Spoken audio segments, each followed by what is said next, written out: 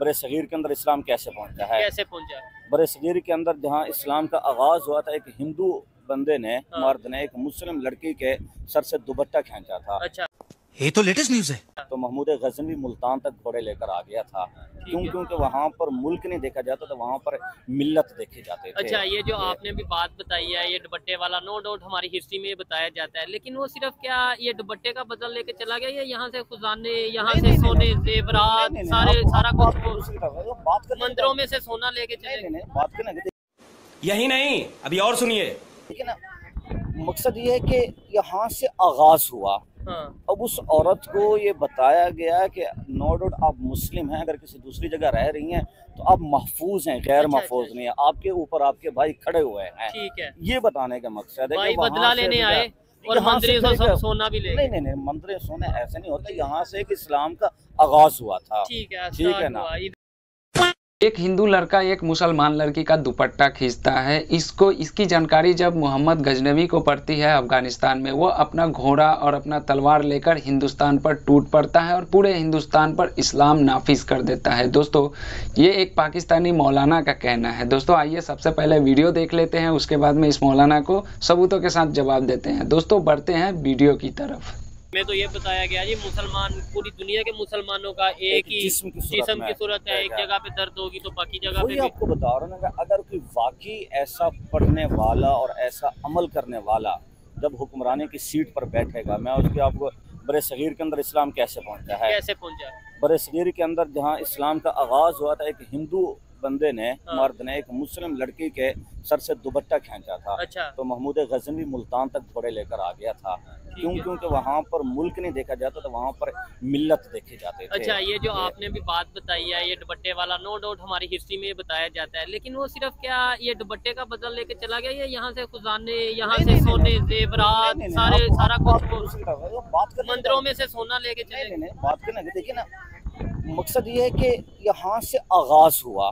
हाँ। अब उस औरत को ये बताया गया कि नो डाउट आप मुस्लिम हैं, अगर किसी दूसरी जगह रह रही हैं तो आप महफूज हैं, गैर महफूज नहीं है, आपके ऊपर आपके भाई खड़े हुए हैं। ठीक है, ये बताने का मकसद है भाई बदला लेने आए और मंदिर से सोना भी ले। नहीं, मंदिर सोने ऐसे नहीं होता। यहाँ से एक इस्लाम का आगाज हुआ था। ठीक है ना, स्टार्ट हुआ, मतलब कि सबब ये बना था।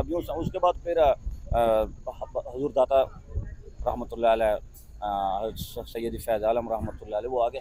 मुराद ये की बात है ना कि जब तक मैं आपकी बच्ची से उतना प्यार नहीं करूँगा जितना मैं अपनी बेटी से करता हूँ, तब तक ये पॉसिबल नहीं है। और ये क्यों चेंज नहीं आ रहा है? इसलिए अब जिस हुक्मरान को देख लें, क्या उनके जायदादें बाहर नहीं है? क्या उनके बिजनेस बाहर नहीं है? क्या बिजनेस बाहर नहीं है? क्या उनकी औलादें बाहर नहीं है? सब कुछ बाहर है, सिर्फ हुक्मरानी करने के लिए यहाँ आ जाते हैं। मतलब एक वो खेल रहे हैं यहूद नसारा के हाथों में। ठीक है, नहीं तो आज के दौर में अगर ये जो हमें लेक्चर्स वगैरह या हम अपनी हिस्ट्री में पढ़ते हैं जी, एक हिंदू ने या किसी नॉन मुस्लिम ने दुपट्टा उतारा एक औरत से, मुसलमान औरत के सर से, तो महमूद गजनवी घोड़े लेके आ गया। आए दिन हम पाकिस्तान में सुनते हैं कि छोटी छोटी बच्चियों के साथ ज्यादती हो रही है, और वो कर भी मुसलमान होती रहे हैं, आपस में रहे हैं ना, पाकिस्तानी मामला हो रहे हैं। तो आज के दौर में महमूद गजनवी क्यों नहीं आ रहा? अल्लामा इकबाल फरमाते हैं कि तालीम के तेजाब में डाल कर इनकी खुदी को जब हो जाए मलाइम तो जिधर चेक किया दे। अच्छा, एक बात याद रखना, हुज़ूर ने फरमाया अल हया शोबत मिनल ईमान, हया जो है वो ईमान का एक हिस्सा है। ठीक है ना, इज़ा फातक अल हया फफल मा शिता, फरमाया कि जब हया खत्म हो जाए तुम्हारा जैसे दिल करे तुम करते रहो। उसकी मेन वजह क्या? 99% माँ बाप का हाथ है कि वो बच्चों की तरबियत सही नहीं करते।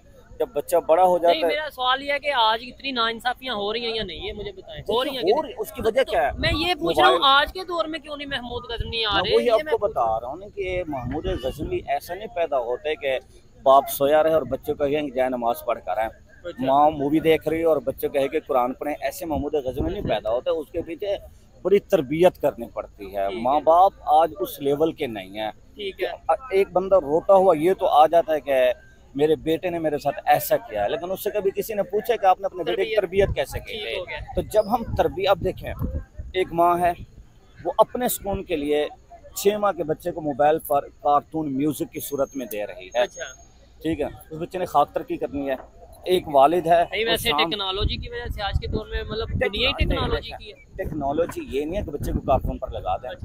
आईटी की दुनिया में आप जाएं, लेकिन कब जाएंगे जब आप बड़े होकर इतने पुख्ता हैं, जैसे आपकी निगाह घर के अंदर हया वाली होती है, बाहर टेक्नोलॉजी की दुनिया में जाए। लेकिन अगर दूसरे कंट्रीज के लोग बचपन से ही अपने बच्चों को, अपने यूथ को जो है वो टेक्नोलॉजी की तरफ ले जाएंगे, हम बड़े होकर टेक्नोलॉजी की तरफ, तो बचपन में जो सीखते हैं वो ज्यादा बेहतर है। अब बात को दूसरी तरफ लेकर जा रहे हैं। अच्छा, हम ये नहीं कह रहे कि लेकर ना जाए, लेकर जाएं, लेकिन पॉजिटिव वे में, पॉजिटिव नेगेटिव की सूरत में आप लेकर जाएंगे तो बात मामला दूसरी तरफ बढ़ेगा ना।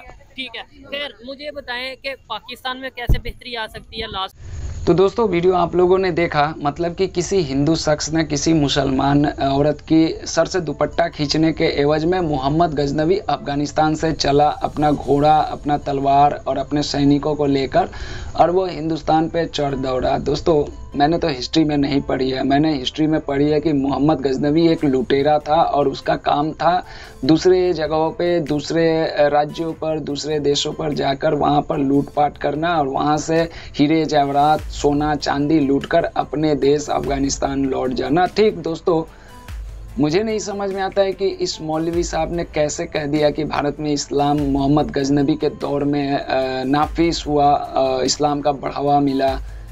इस्लाम आया लगभग 7वीं शताब्दी में, मोहम्मद गजनवी आता है 12वीं शताब्दी में, तो यानी कि आप 7, 5, 12 यानी लगभग 400-450 सालों का गैप था। उस 450 सालों के अंदर में कुछ नहीं होता है, और उस 450 साल के भीतर में जब गजनवी की एंट्री होने वाली होती है तो उस समय ठीक एक कहानी जोड़ दिया जाता है, और ये कहानी पाकिस्तान में ही शोभा देती है। हमारे हिंदुस्तान में तो भाई इस तरह की तो कोई हिस्ट्री में इस तरह का कोई उल्लेख नहीं है जहाँ से हम लोगों को जानकारी मिले। अगर कोई जानकार व्यक्ति, अगर कोई मुस्लिम अगर मेरी वीडियो अगर देख रहा होगा तो अगर उनको जानकारी होगी तो मेरी जानकारी को वो ज़रूर दुरुस्त करेंगे।